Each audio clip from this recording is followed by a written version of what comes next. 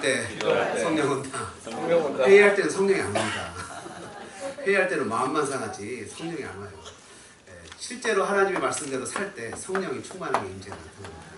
여러분 한번 따라해 보실까요? 최고 권위이신 하나님의 말씀. 한번 더 해보죠. 최고 권위이신 하나님의 말씀. 여러분 이스라엘이라는 나라는 스페셜한 나라입니다. 그죠? 왜냐하면 이 나라는 왕도 다릅니다. 신명기 17장에 보면 이스라엘의 왕은 하나님의 말씀을 옆에 두고 그 말씀을 가지고 나라를 다스려야 되는 사람입니다. 그래서 일반 군주들하고는 달라요. 그래서 이 나라는 하나님의 말씀을 잘 지킬 때 나라가 부강해집니다. 마찬가지 믿는 성도들도 마찬가지지 않습니까?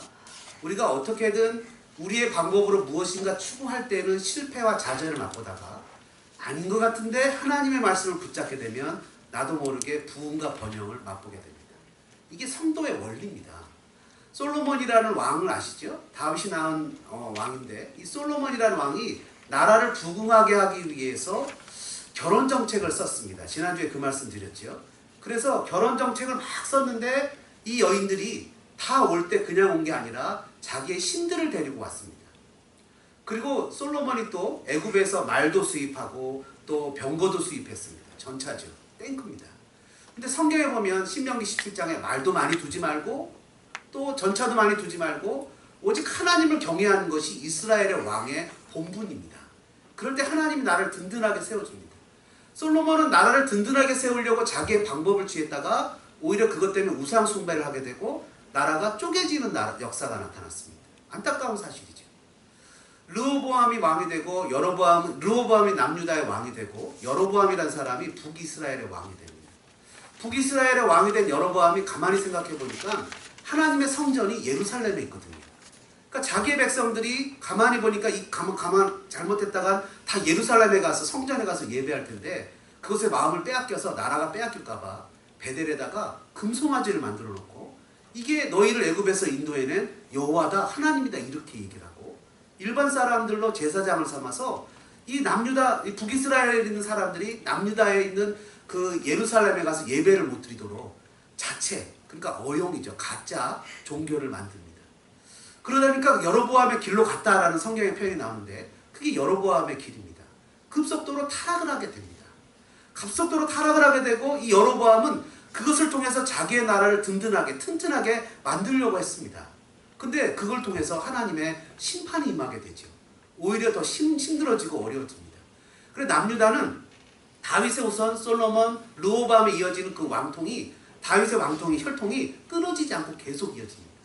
근데 북이스라엘은 7일을 왕한 사람도 있고 계속 쿠데타가 일어나고 죽이고 살리는 사건들이 끊임없이 일어납니다. 여러분 이것이 성경에서 우리에게 얘기해주는 놀라운 법칙 중에 하나입니다. 믿는 성도는 세상의 법칙을 따라가는 것이 아니라 하나님의 말씀을 따라갈 때 세상에서도 담대하게 승리할 수 있다는 겁니다. 그게 바로 성경에서 얘기해주고 있는 원리입니다. 여러분 하나님의 말씀을 들으면 손해보는 것 같을 때가 있습니다. 그렇죠? 그리고 요즘 시대는 어느 시대입니까? 신앙은 내가 갖고 있는 신앙은 프라이빗한 겁니다. 개인적인 거예요. 근데 내가 갖고 있는 신앙은 교회에서나 가정에서만 해야 돼요. 그래서 퍼블릭한 플레이스, 학교나 직장에서 내 신앙을 나타내면 그거는 사람들에게 매너가 없다고 지탄의 대상이 되는 거예요. 네가 믿는 신앙은 그냥 너 혼자 있을 때만 하라는 거예요. 그게 요즘의 얘기입니다. 그리고 나서는 저 사람이 동성애를 하든 성소수자는 진짜 나쁘지 않습니다. 그죠? 어린 아이들을 보고 성적인 그런 그 욕구가 올라오는 사람들인데 그것도 다 인정해줘야 된다는 거예요. 왜냐하면 그게 그 사람에 대한 그 인격적인 존중이라는 거예요. 그리고 다른 종교도 뭐 알라를 찾든 부처님을 찾든 그거 다 길이 다르니까 다 인정해줘야 된다는 거예요. 우리는 그런 시대에 살아가고 있습니다. 마치 지금 열왕기상에 나오고 있는 시대에 살아가고 있는 거와 똑같은 시대에 살아가고 있습니다. 오늘 본문 21장 나봇의 포도 사건을 통해서 저는 세 가지를 여러분에게 이야기를 할 것입니다. 첫째는 뭐냐면요. 세상의 경제 법칙도 하나님의 말씀에 권위 아래 있다는 겁니다. 두 번째는요. 각자에게 주어진 소셜 포지션 아니면 패밀리적인 포지션 어떤 위치도 하나님의 말씀에 권위 아래 있다는 겁니다. 세 번째는 결론적인 얘기인데요. 절대로 자신을 팔지 말고 하나님의 말씀에 권위 아래서 살자라는 겁니다. 자, 첫 번째인데요. 한번 따라해 보실까요? 세상의 법칙도 하나님의 말씀에 권위 아래 있습니다. 세상의 법칙도 하나님의 말씀의 권위, 어설러티, 권위 아래 있어요. 누구의 권위 아래 있느냐에 따라서 큰 차이가 나오는데요. 1절부터 4절까지의 내용을 보면 이렇습니다. 이 나봇의 아합의 자기 사마리아 왕궁 옆에 이스라엘이라는 지역에 나봇이라는 사람이 포도원을 하는데 2절에 보니까 그 포도원을 자기 채소밭을 삼고 싶은 거예요. 근데 여러분, 채소밭을 삼는 게 뭐 나쁜 건 아니죠. 근데 영어 성경에 보시면 뭐라고 써있냐면 2절에 이것을 베지터블 가든을 삼고 싶은 거예요. 쉽게 얘기하면 채소밭이 아니라 자기 왕의 정원을 만들고 싶은 거예요. 여러분 아시는 대로 한국 왕에게는 비원이라는 정원 뭐 이런 게 있죠. 그러니까 그런 것처럼 마찬가지로 이 자기 왕의 정원을 만들고 싶은 거예요. 어떤 왕, 어떤 절대 군주가 자기의 그런 권위나 자기의 파워를 나타내기 위해서 자신에게 정원, 그래 자기의 뜰을 만드는 것을 볼 수 있는데, 바벨로니아 제국의 느부갓네살 왕은 바벨론 도성 위에 있는 자신의 궁전 지붕에 하늘 정원이라는 것을 만든 거 유명하죠. 세계 불가사의 중에 하나 아닙니까? 그렇듯이 왕은 자기 정원을 만들고 싶은 거예요. 아합도 자신의 이름을 드러내고 싶은 거예요. 뭔가 자신의 것을 드러내고 싶어서 포도원을 잘 가꾸고 있는 그 나봇의 포도원을 뺏어서 다른 목적이 있는 것이 아니라 자기를 드러내는 정원을 만들고 싶은 거예요. 이것은 하나님 앞에서 죄죠. 왜냐하면 자 보십시오. 3절에 보니까 2절에 이렇게 얘기합니다. 아합이 결코 강압적이지 않아요. 뭐라고 표현하냐면 그것을 내 정원을 만들게 하면 내가 더 좋은 포도원을 주든지 아니면 그 값을 돈으로 내게 주겠다. 여러분 나쁜 제안이 아니죠. 이 제안은 합리적인 리즈너블한 제안이에요. 그것을 바꾸든지 물물 교환을 하든지 아니면 그에 상당한 돈을 주겠다는 것은 충분히 상식적으로 가능한 얘기예요. 근데 나봇이 뭐라고 대답하는지 3절과 4절을 보십시오. 이렇게 대답합니다. 나봇이 아합에게 말하되 내 조상의 유산을 왕에게 주기를 여호와께서 금하실지로다. 4절에도 이스라엘 사람 나봇이 아합에게 대답하여 이르기를 내 조상의 유산을 왕께 줄 수 없다. 성경뿐만 아니라 어디서든지 똑같은 말을 반복하는 것은 강조하는 거죠. 이 여호와께서 금하시는 거기 때문에 줄 수 없다라는 얘기예요. 여러분 분명 세상의 경제 법칙에서 돈을 주고 물건을 사거나 할 수 있습니다. 그러나 그 모든 것도 하나님의 말씀에 조정을 받는 거예요. 신명기 27장 17절에 그의 이웃의 경계표를 옮기는 자는 저주를 받을 것이라 할 것이요 모든 백성은 아멘할지니라. 레위기 25장 23절에 토지는 영구히 팔지 말 것은 토지는 내 것입니다 라고 규정합니다. 여러분 우리가 살아가는 삶의 여러가지 경제적인 삶의 모양과 활동 속에서도 하나님의 말씀에 대한 권위를 갖고 살아가는 저와 여러분 되어지기를 주님의 이름으로 축원합니다. 신앙 따로 경제활동 따로 하지 않기를 소망합니다. 우리가 경제활동을 할 때 하나님의 말씀이 우리를 컨트롤하고 지배하기를 소망합니다. 일반적으로 경제활동은 육신을 먹이는 거고 말씀은 영혼을 먹이는 거라는 오해를 하고 있는데 그것은 잘못된 겁니다. 왜냐하면 우리는 하나님의 입에서 나오는 모든 말씀으로 살기 때문입니다. 신명기 8장 3절에 이런 말씀이 기록되어 있습니다. 너를 낮추시며 너를 줄이게 하시며 또 너도 알지 못하며 내 조상들도 알지 못하던 만나를 내게 먹이신 것은 사람이 떡으로만 사는 것이 아니요 여호와 입에서 나오는 모든 말씀으로 사는 줄을 내가 알게 하려 하시니. 우리는 하나님의 말씀이 우리의 삶의 전반적인 모든 영역, 경제활동, 세상에 살아가는 모든 법칙 속에서도 그 말씀이 지배한다. 그 말씀의 권위 아래 있다는 것을 기억해야 됩니다. 그것을 보여준 사건이 오병이어의 사건이었습니다.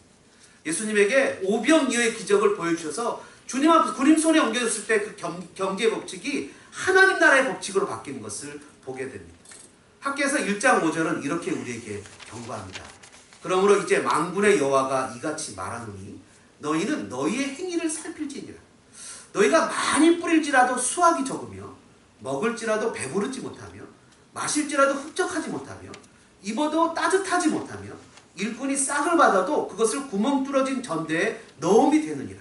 아무리 열심히 일을 하고 애를 쓰는데 뭔가 벌리거나 수익이 올라가는 것 없이 계속 사는 게 궁핍하고 사는 게 점점 어려워지고 힘들어져요. 그래서 때 뭐라고 표현하냐면 성경은 너희의 행위를 살펴보라는 거예요.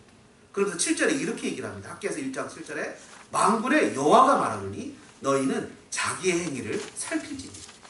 하나님 앞에서 우리가 살아가는 삶의 애티튜드, 태도, 정말 열심히 산 것 같은데 뭔가 나아지는 것 없고 뭔가 좀 더 발전하는 거 없고 그냥 사는 게 점점 힘들어지고 뭔가 이렇게 좀 더 이렇게 하는 것 없는 그런 삶의 모습 속에서 우리가 고민해 봐야 되는 것은 과연 내가 하나님 앞에서 말씀대로 경제법칙도 살아가고 있는가 고민해야 된다는 거예요.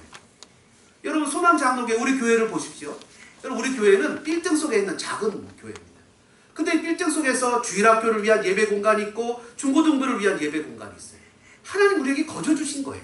그것을 사용해서 마음껏 아이들을 교육시킬 수 있고 또 이 빌딩에 토요일 주일 날이면 에어컨이 나오지 않습니다. 그런데 우리는 성도들이 50불씩 100불씩 헌금을 해서 에어컨을 설치를 했어요. 그러니까 너무나 시원하게 에어컨이 나와요. 여러분, 어떤 분들은 그 전에 우리 교회 한동안 에어컨에 대해서 작정 헌금을 할 때 어떤 자매 한 분이 우리 교회에 나와서 열심히 신앙생활 하다가 작정 헌금을 해놓고 떠났던 적이 있어요. 근데 그 마음에 하나님이 감동을 주셔서 나중에 떠난 후에 다시 와서 그 작정 헌금을 주님 앞에 올려드려서 우리가 지금 이렇게 더운 날 시원하게 에어컨 속에서 예배를 드릴 수 있어요.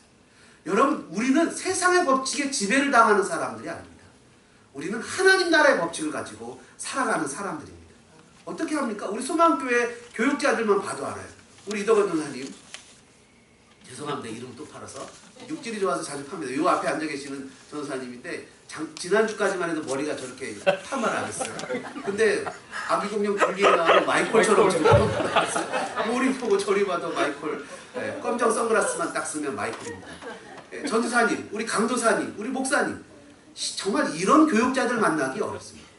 이분들에게 교회가 인사를 하거나 살해하지 않습니다. 그런데 이분들은 정말 자기가 주어진 자리에서 헌신껏 섬기고 예배하고 주어진 자리에서 따라가고 뛰어가고 하나님 앞에서 영광을 돌리기 위해서 애쓰며 수고하는 분들입니다.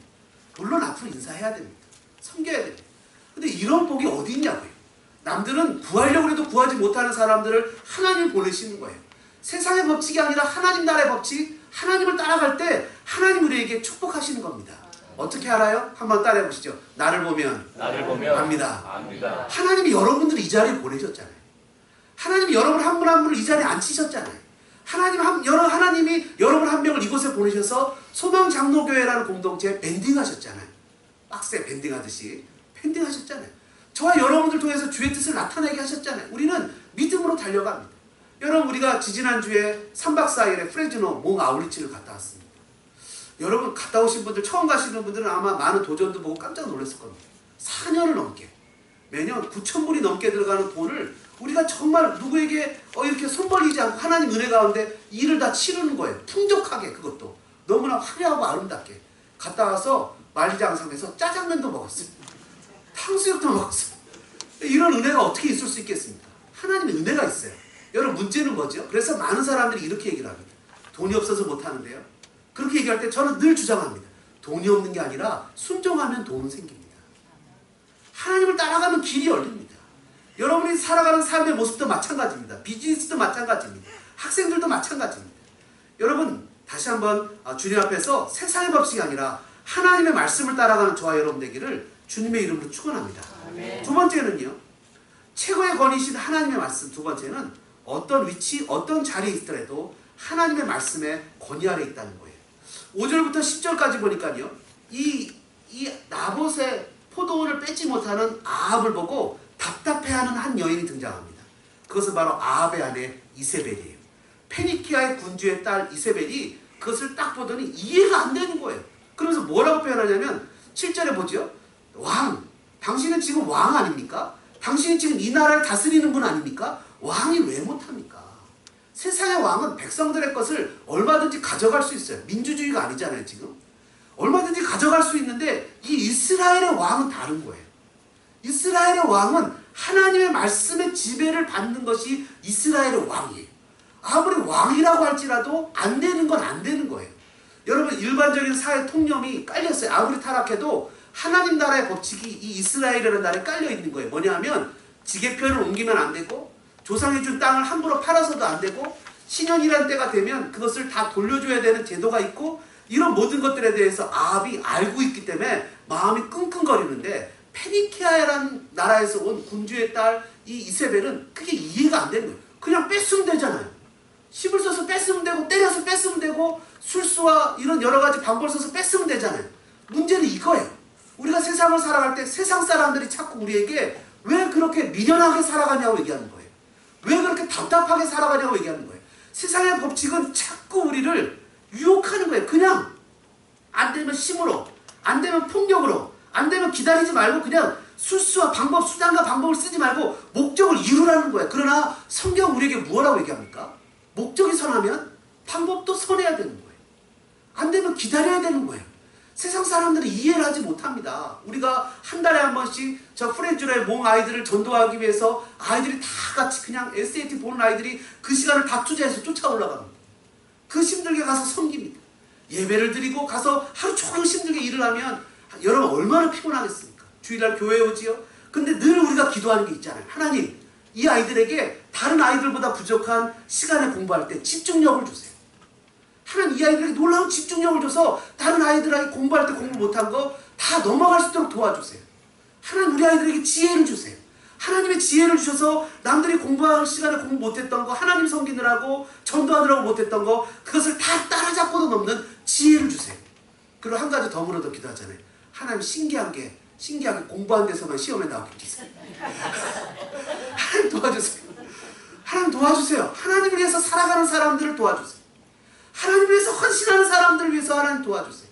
정말 주를 위해서 자신을 절제하고 자신의 모습을 낮추며 믿음으로 살려고 애쓰는 사람들을 하나님의 하나님 되심을 보여주세요. 여러분, 우리가 새벽 예배 때도 그런 얘기를 나눴지만 IQ 80을 10,000명을 모아놔도 IQ 130을 이기지 못합니다. 맞죠? 맞습니다. IQ는 더해진다고 더해지는 게 아니에요. IQ는 그냥 평균입니다. 마찬가지로 850명의 바알과 아세라의 선지자들이 모였을지라도 그들이 아무리 난리를 쳐도 여러분 엘리야 한 명을 못 당합니다. 하나님의 말씀을 붙잡아 엘리야를 당할 수가 없는 겁니다. 세상이 아무리 날고 긴다 그래도 우리 자녀들이 아무리 시간을 뺏기고 주님을 섬기고 주의를 섬기느라고 세상의 손해를 본다고 할지라도 하나님을 붙잡은 자녀들은 하나님이 보장하십니다. 여러분, 어거스틴의 어머니가 모니카가 울면서 맨날 우리 아들 만이교에 빠졌다고, 우리 아들 어떻게든지 예수님 믿어야 된다고 막 했을 때 그 교회 담임 목사님 그랬잖아요. 기도하는 어머니의 자녀는 망하지 않습니다. 망하지 않는 거예요. 왜? 여러분 하나님의 말씀을 믿잖아요. 그죠? 하나님의 말씀을 신뢰하고 믿지 않습니까? 구하면 주시고 찾으면 찾고 두드리면 열리는 거 믿으십니까? 네. 믿습니다. 여러분, 저도 믿어요. 제가 이제 지지난주부터 복음방송 3년 동안 중보기도 인도하다가 저 오렌지 카운티로 이사가서 그만뒀어요. 얼마나 많은 기도의 응답이 있었는 줄 아십니까? 암을 위해서 기도했는데 낫다고 전화가 와요. 어떤 분들은 그걸 안 믿어요. 정말요? 아니, 정말이죠. 말씀에 기록됐는데 목사님이 기도해서는 아니요. 성경에 기록된 것을 믿고 기도하면 다 역사가 나타납니다. 누가 기도하느냐가 중요한 게 아닙니다. 말씀을 신뢰하고 달려갈 때 하나님은 역사하십니다. 여러분, 이세벨이 어떻게 합니까? 이세벨이 술수를 쓰잖아요. 그래서 이세벨이 그 거짓말을 피우잖아요. 여러분, 그러나 세상의 왕은 백성을 희생시켜서 자신의 지위와 자신의 자리를 보존합니다. 그러나 우리의 왕이신 예수님은 자신의 목숨으로 우리를 보존하시지 않았습니까? 그렇다면 우리도 주님의 방법으로 이 땅을 살아가야 되지 않겠습니까? 이세벨은 자신의 목적을 이루기 위해서 하나님의 말씀인 하나님의 말씀을 거짓되이 사용합니다. 뭐라 그래요? 하나님과 왕을 저주해야 됩니다. 그래서 두 사람의 증인을 세우지요. 성경의 얘기대로. 그리고 나서는 그를 밖으로 끌어내서 돌로 쳐 죽입니다. 누가 죽어야 됩니까? 이세벨이 죽어야 됩니다. 근데 나봇은 억울하게 죽어요. 마치 오늘날 우리가 이런 시대에 살아가고 있다고요. 예수님 믿으면 바보 취급당하는 시대에 살아가고 있다고요. 예수님 믿으면 뭔가 부족하다는 듯이 답답한 사람이라고 여기는 시대에 살아가고 있다고요. 저는 그건 전혀 본 적이 없는데 요즘에 그 랩하는 무슨 이렇게 경쟁 대회가 있나 봐요. 네? 랩하는 경쟁 대회가 있나 봐요. 그래서 그 뭐죠? 랩하는 경쟁 대회. 우리 학생들은 알던데. 쇼미더머니. 예. 우리 딸이 알아요. 아버지를 도와주기 위해서 본 거겠죠. 쇼미더머니에 크리스찬이 한 명 나가서 아주 직설적인 복음으로 랩을 했다고 그래요. 신문을 보니까. 그래서 예수 그리스도의 십자가를 얘기하고 뭐 이러면서 직설적으로 얘기를 했는데 1등을 했답니다. 성경만 읽으시는군요. 신문 좀 보세요, 여러분. 그러면서 1등을 했답니다. 그래, 여러분, 제가 좋아하는 낸시 피어스라는 그 철학자가 있습니다. 이 여인은 어떤 여인이냐면 하버드대를 나왔거든요. 근데 이 여인이 성경의 법칙을 가지고 논문을 쓰면 세상에서 인정을 받지 못할까 고민하다가 성경의 법칙을 가지고 논문을 쓴 거예요. 그래서 박사학위를 받은 여인이거든요. 엄청납니다. 여러분, 세상은 우리를 흉내냅니다. 이미테이트 한다고. 우리는 진짜를 갖고 있습니다. 문제는 뭐죠? 우리가 그것을 부끄러워해서는 안 된다는 거예요. 우리가 복음에 대해서 부끄러워하지 않고 담대하게 복음을 전할 수 있는 사람들이 돼야 되는데, 하나님이 저와 여러분에게 모든 자리를 허락하셨습니다. 부모의 자리, 그지요? 그리고 직장인의 자리, 학생의 자리, 우리의 삶에 여러 가지 자리를 다 주셨어요. 여러분, 그 자리에서 하나님이 주신 자리라는 것을 깨닫고 믿음으로 살아야 됩니다. 세상은 그 자리는 출세하는 자리예요. 내 뜻을 이루는 자리예요. 근데 하나님이 우리에게 주신 이 자리는 하나님의 뜻을 이뤄가는 자리라는 것을 잊어버리면 안 됩니다. 하나님의 말씀을 날마다 묵상하면서 그것을 가지고 살아야 돼요. 제가 지난주 월요일날 저녁 때 그 목회자 아버지 학교에 가서 처음으로 목사님들 앉혀놓고 강의를 했습니다. 강의를 했는데 뭘 강의를 했냐면 아버지의 영향력을 강의했습니다. 저는 저희 딸도 여기 있고 아내도 여기 있지만 별로 영향력 있는 사람이 아닙니다. 근데 강의를 했어요. 그때 나오는 내용이 4가지의 내용이 나옵니다. 첫째는 결속하기입니다. 부모는 자기 자녀를 결속하는 자리입니다. 결속한다는 게 무슨 말인지 아십니까? 자녀의 삶의 정체성, 자녀들이 자존감이 낮은 자녀들 있죠. 그거는 부모님이 잘못하는 거예요. 그럼 자존감이 낮아져요. 두 번째는 사랑하는 겁니다. 이 사랑하는 자리예요. 펑션이 있어요. 부모의 펑션, 기능이 있어요.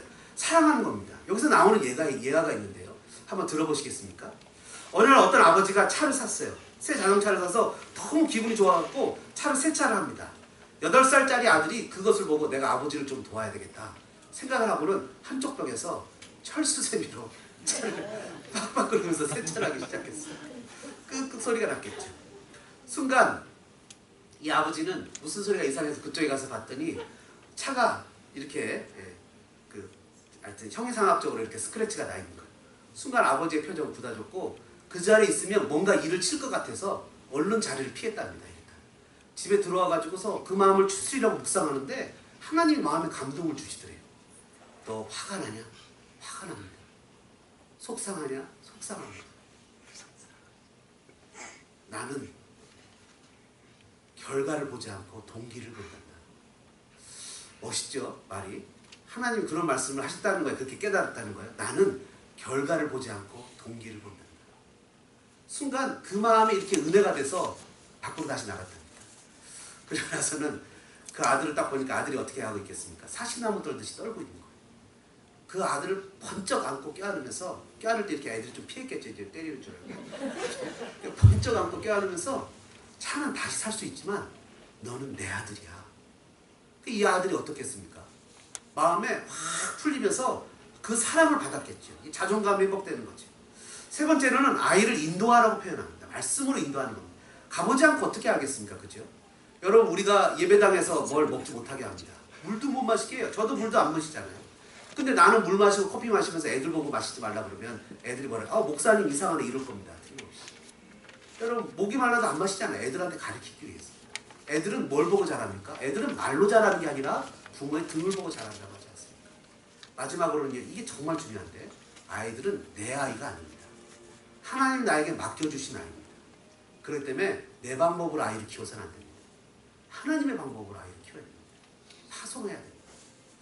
여러분, 우리의 위치나 자리는 권한 만큼 그 이상의 책임과 의무가 있습니다. 마지막 세 번째로요. 결론인데요. 한번 따라해볼까요? 잠깐만요. 세상 최고의 권위이신 하나님의 말씀의 결론적인 말씀은요. 따라해보시죠. 절대로 자신을 팔지 말고 하나님의 말씀에 권위 아래 있자. 17절부터 20절까지 우리가 읽진 않았지만 이런 말씀이 나옵니다. 여호와의 말씀이 디셉 사람 엘리야에게 임하여 이르시되 너는 일어나 내려가서 사마리아에 있는 이스라엘의 아합 왕을 만나라. 그가 나봇의 포도원을 차지하러 그리로 내려간다니 너는 그에게 말하 이르기를 여호와의 말씀이 네가 죽이고 또 빼앗았느냐 하셨다 하고 또 그에게 이르기를 여호와의 말씀이 개들이 나봇의 피를 핥는 곳에서 개들이 내 피 곧 내 몸의 피도 핥으리라 하였다. 아합이 엘리야에게 이르되 내 대적자여 내가 나를 찾았느냐 대답하되 내가 찾았노라. 네가 내 자신을 팔아 여호와 보시기에 악을 행하였느니라. 여러분, 이 억울한 나봇을 하나님이 보고 계셨습니다. 아합은 소심하고 한심한 성격의 소유자였습니다. 나봇이 포도원을 팔지 않겠다고 하자 그는 밥도 먹지 않고 입을 뒤집어 쓰고 드러누워 버립니다. 아람과의 전쟁 후에 하나님의 선지자의 경고를 들은 그도 입을 뒤집어 쓰고 드러누워 버립니다. 반면에 이세벨은 주도적이고 무섭고 독한 여자입니다. 나봇을 죽이고 포도원을 빼앗았을 때 아합은 그 모든 사실을 알면서 묵인합니다. 그리고는 자기 자신을 이세벨에게 팔아버립니다. 결국 그 포도원을 갖고 싶은 욕심입니다. 이세벨이 어떻게 할 것을 대충 알면서도 모른 척 하는 모습을 보입니다. 무엇 때문에 그러겠습니까? 바로 그 안에 욕심이 있기 때문입니다. 자신의 욕심이 자신을 적당하게 합리화해서 팔아버립니다. 때로는 부모의 자리, 때로는 스승의 자리, 때로는 직장인의 자리, 때로는 그리스도인의 자리를 자신의 욕심으로 적당하게 합리화해버립니다. 게테 파우스트의 이야기를 아십니까? 파우스트를 어떻게든지 악마는 꼬시려고 합니다. 세상의 것으로 유혹하려고 합니다. 그러나 그 속에 하나님의 선한 창조 형상이 남아있다는 것을 깨닫지 못하게 됩니다. 구원받은 성도는 하나님의 말씀에 순종할 수 있는 능력이 있다는 거 여러분 깨닫기를 주님의 이름으로 축원합니다. 죄와 사망의 법에서 성령의 법으로 해방된 저와 여러분은 이제 결단하고 믿음으로 의지적으로 하나님의 말씀에 순종할 수 있는 자유를 갖게 됐습니다. 내가 나의 몸을 의의 병기로 사용하든지 불의의 병기로 팔아버리든지 그것은 나의 선택에 달려있다는 것입니다. 내가 하나님의 말씀의 권위에 순종하든지 아니면 내가 세상의 방법을 따라가든지 그것은 나의 결정에 달려있다는 것입니다. 여러분 반드시 기억해야 되는 것은 이것입니다. 우리가 하나님의 말씀의 권위에 순종한다는 것은 노예처럼 억지로 끌려가는 것이 아니라 나의 의지를 가지고 내 지식으로 나의 감정을 뛰어넘어 결단하여 주님을 따르는 것을 이야기합니다. 그것은 자발적이라는 말로 표현할 수 있습니다. 세상의 경제법칙을 넘어 나에게 주어진 자리에 걸맞는 그리스도인의 모습으로 주님을 따르는 자유가 있습니다. 21장 25절과 26절의 말씀은 이렇게 기록합니다.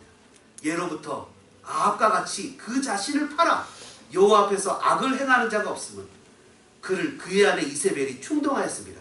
그가 여호와께서 이스라엘 자손 앞에서 쫓아내신 아모리 사람의 모든 행함같이 우상에게 복종하여 심히 가증하게 행하였다.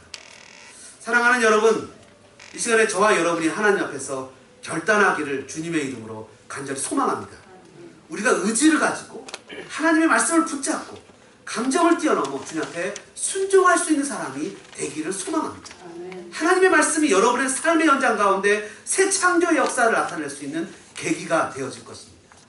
하나님의 말씀이 여러분의 몸의 연약함을 치유할 뿐만 아니라 삶의 연약한 부분을 고쳐내고 새로운 창조 역사가 나타나는 것은 바로 저와 여러분이 결단하여 말씀대로 살기로 다짐할 때 나타나게 될 것입니다. 아합이 하나님의 말씀의 권위를 떠난 이유는 무엇입니까? 그것은 바로 탐욕입니다. 좋은 말로 표현하면 소망, 좋은 말로 표현하면 비전, 좋은 말로 표현하면 야망이라고 할 수도 있습니다. 때로 우리가 우리는 주님을 섬기면서 소명이라고 여기지만 가만히 살펴보면 그것이 소명이 아니라 나의 욕심일 때가 너무나 많다는 것을 깨닫게 됩니다. 오늘 이 시간에 우리가 갖고 있는 삶의 위치에서 과연 우리가 하고 있는 부모로서의 일들, 자녀를 향한 일들, 또 직장인으로서의 일들, 교인으로서의 일들을 주님이 기뻐하시는 것인지 아니면 내가 다른 방법, 그것을 더 넘어서 내 욕심을 이루기 위한 방편으로 사용하고 있는 것인지 주님 앞에 의지적으로 결단하고 따를 수 있는 저와 여러분이 되기를 간절히 소망합니다. 찬양하면서 나가겠습니다. 이 시간에 말씀 생각하시면서 이 찬양 한번 간절한 마음으로 부르면 좋겠습니다. 우리의 생각도